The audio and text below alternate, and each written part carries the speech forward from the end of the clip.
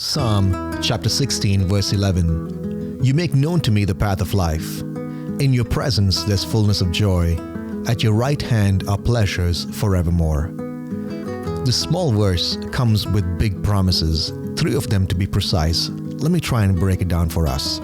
David says, you make known to me the path of life, which tells us that God has a plan for your life.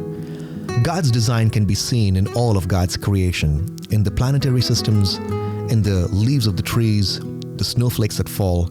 We see that our Creator has a plan and designs with a plan.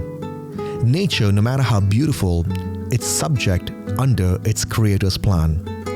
The same God who brought design and order to nature also has a plan for the crown of His creation, which is you and me. David continues to write, he says, in your presence there's fullness of joy, which tells us that God's presence is with every believer. God has made provision in His plan of salvation for us to personally enjoy His presence with us. His Holy Spirit can abide with us always and bring us joy. Jesus tells His disciples that He will ask the Father and He will give us another helper to be with us forever in John chapter 14 verse 16. Spirit-filled believers are joyful Christians. Their lives are purposeful and meaningful. They are guided and directed by the Holy Spirit. David continues to write, he says, at your right hand are pleasures forevermore, which tells us that God has promised pleasure for every believer. There are times in this life where every believer will face the opposing winds that blow with sorrow and deep darkness.